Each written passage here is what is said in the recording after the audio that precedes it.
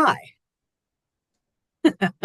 We're gonna do some Tony's takes. This is the first one. I've already had to start and stop it already because I say things that I probably shouldn't say. We have Brian Bagato here, President of the Union, newly elected President of the Union. I did make a inappropriate comment that Italians are always in charge of the unions. I'm just going to leave that out there. Before we get started with Brian and some of his updates, because I think a lot of things have happened over the summer and even at the beginning of the fall, I'm going to give us a quick update on negotiations since that's the point of Tony's takes. So, as you know, your negotiating team is me, Ed Evans from College of Engineering and Polymer Science, Stacy Buser from the College of Health and Human Sciences, and who is my third? Kate Budd, of course, also from the College of Arts and Sciences, and I'm from the College of Arts and Sciences. We're also using Bill Rich as our consultant. He's been fantastic in meetings. He has a very scientific brain and detail-oriented brain, so he's been working out super well. So we have met with the administration. Um, we started in the spring, very late spring, maybe early summer. And what we're doing is just pre negotiation meetings. And basically, no attorneys, no like full on tentative agreements or anything like that. But we're going through each article and finding the ones that we have very little difference of opinions on. So the ones that have just ideological similarities between us, we're kind of going through, cleaning up, clarifying language. We've gotten feedback from lots of different people on campus. And so far, we're almost halfway through the CBA with a pretty decent amount of ideological agreement. So, we have some presupposals going back and forth. Again, nothing is at the point of a tentative agreement. It's just more informal conversations to see where we're aligned. And so far, we find more alignment than disalignment. Of course, there are a few articles that we know are going to take a little bit more time. So the RTP article is a little bit complicated for obvious reasons. So we've kind of kicked that back. The Article 16 on pay is a little bit, it's going to take a little time to get through that. So we've kind of kicked that to the end. But for the most part, we're just trucking along. So I do want to say for any of you who are listening, if you have any issues with the contract, especially those of you in like middle management, I would say like chairs, associate deans, people who've been in charge of RTP committees, if you have any issues with the CBA and just terms of like what does this mean, please contact me. You can contact me with my union email address, so tony.biscotti@akronaup.org, or you could just contact me on my Akron address, so TB33, because we're really trying to get as much feedback as we can. I will be updating our Tony Takes starting next week and then every other week moving forward to maybe get into a little bit more specifics about where we are with our pre negotiations. But that's just the bird's eye view. I think they've been going well. We've had some great conversations. So looking forward to getting in there and getting to the more difficult ones.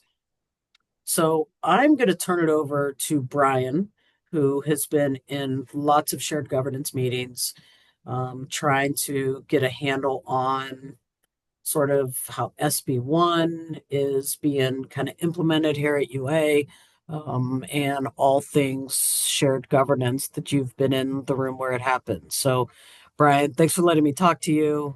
Um, Thanks. Yeah. And I and think, and I'll pop into Tony's takes, I think, when needed. yep, for sure. Information comes up because I think it's a great, quick platform to get information out. And I think we talked a lot about communication. So the administration's aware of their communication issues. We're aware of ours, and we're all trying to find new ways and more efficient ways to get material out there so that people can consume it in a variety of ways and get redundancy, and we have places to go to find information. Yeah, I think that's great. And there is, both sides are having problems with communication. So this is our side trying to get a little bit better. I've seen the Acronym UP liaison communications going out every other week, I think. And then Tony's takes are going to be every other week on the off weeks. And yeah, I'm going to have Brian on from time to time. It might be just something super specific that we're asking him, or it might be something general. So, Brian, why don't you jump in? How is shared governance? What's been going on? What's I learned happening? actually today from Joel Duff, who was at an Ohio Senate style meeting, that we are um, very good at shared governance compared to most other schools in Ohio. So that's something I think to celebrate. We're at the table, as you said, Tony, for virtually everything. We may not like what's going on, but and they may not listen to us completely or react to everything, but we're there. And I think we're starting to do a good job to at least have them see our points of view. So I think that's good news. 100%.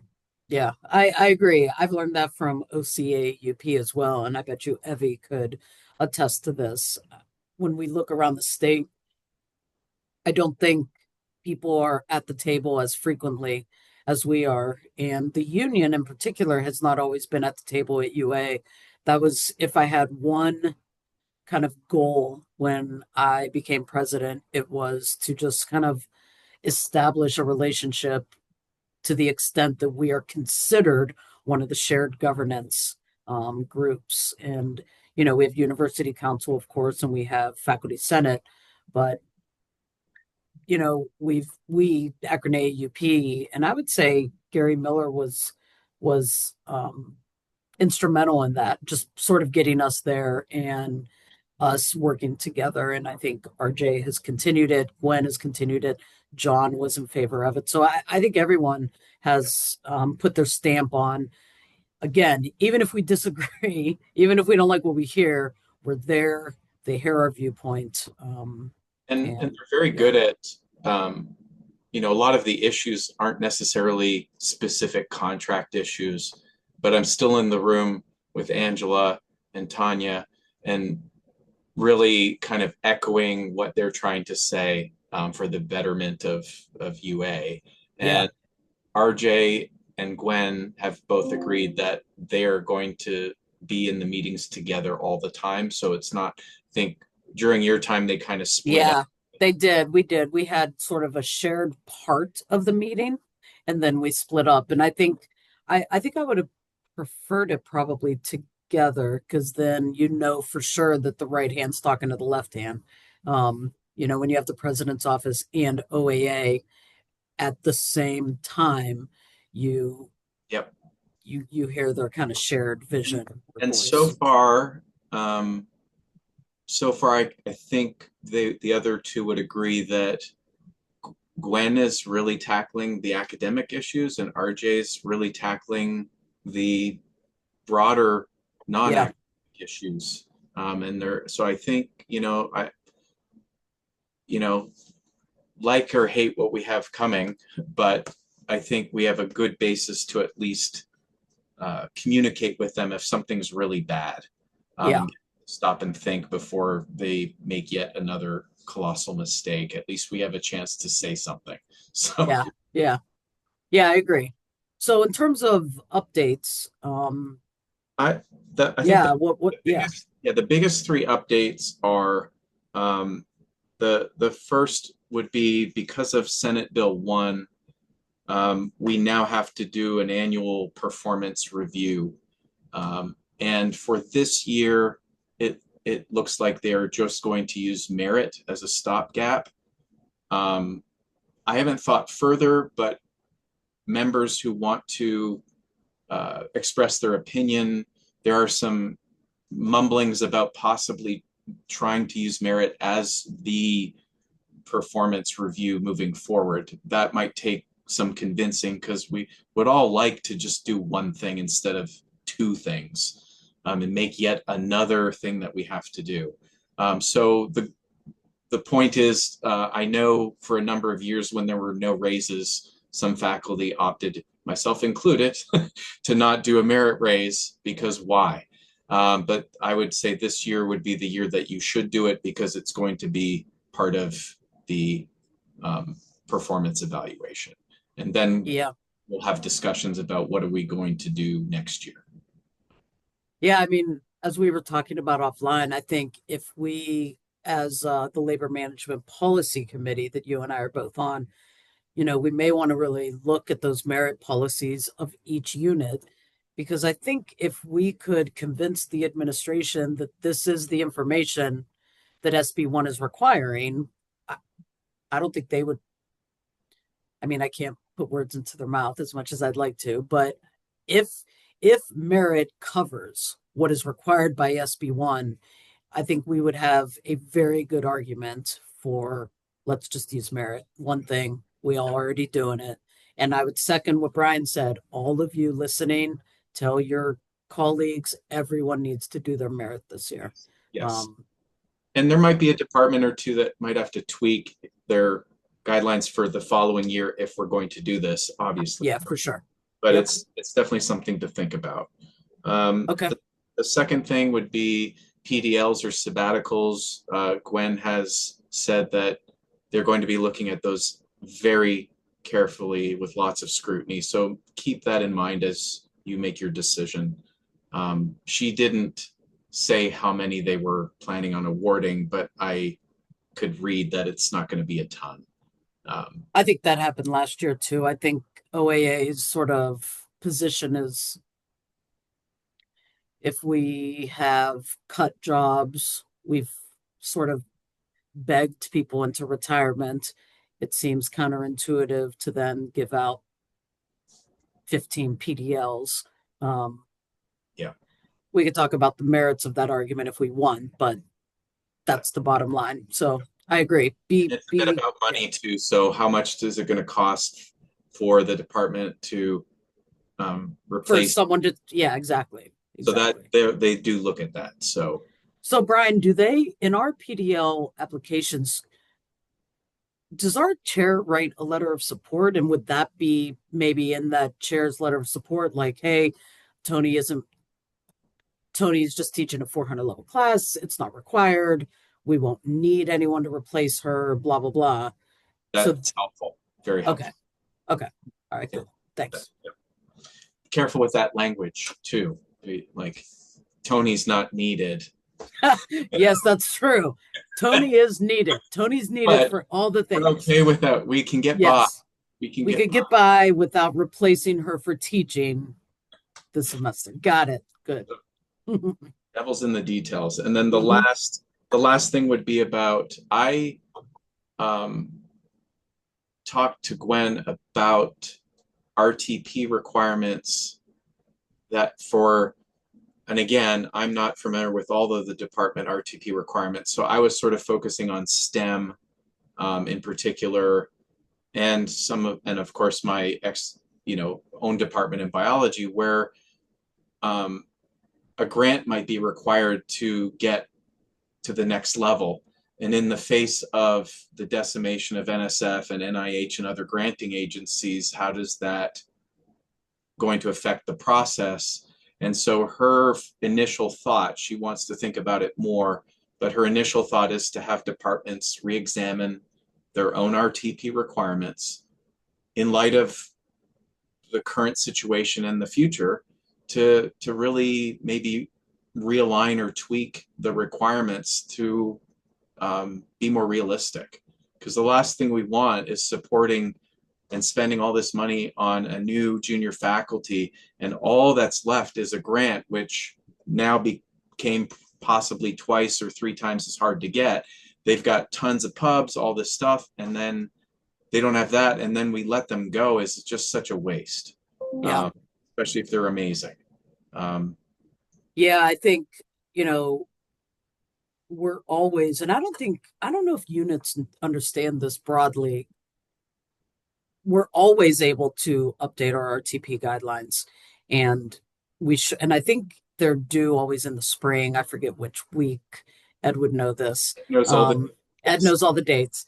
So, We should know it, but we don't. But I know that psychology is sort of looking at ours right now because of the same thing. You know, most of our new faculty have grants required of them, and there's lots of NIH funding, NSF funding that is triple as hard to get. But the STEM and the amount, the size of the grants that you guys are required to get, I mean, I think everyone should be looking at them regularly for all the reasons, but in particular, um, this is a good reason to make sure that we're not sabotaging our new faculty. right. And I think OAA is generally stayed out of individual unit RTP guidelines. Um, so, I think that's largely up to us as she considers a little bit more Right. how to do it. So, okay, so Biggest thing, and I think yeah, I don't have a whole lot to say about the accessibility um, giant issue that we'll be facing this year. I'm still getting a handle on it. I think that's where we talked to OAA about communication because we need more and to understand more. I think you're ahead of me in understanding what's ahead of us. And there's definitely confusion.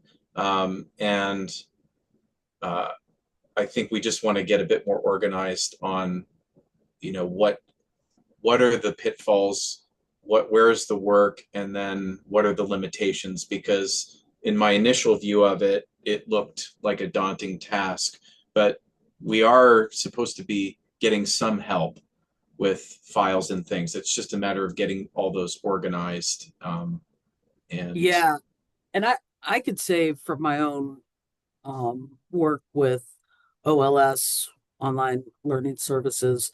They are the most helpful people I've ever met in my entire life.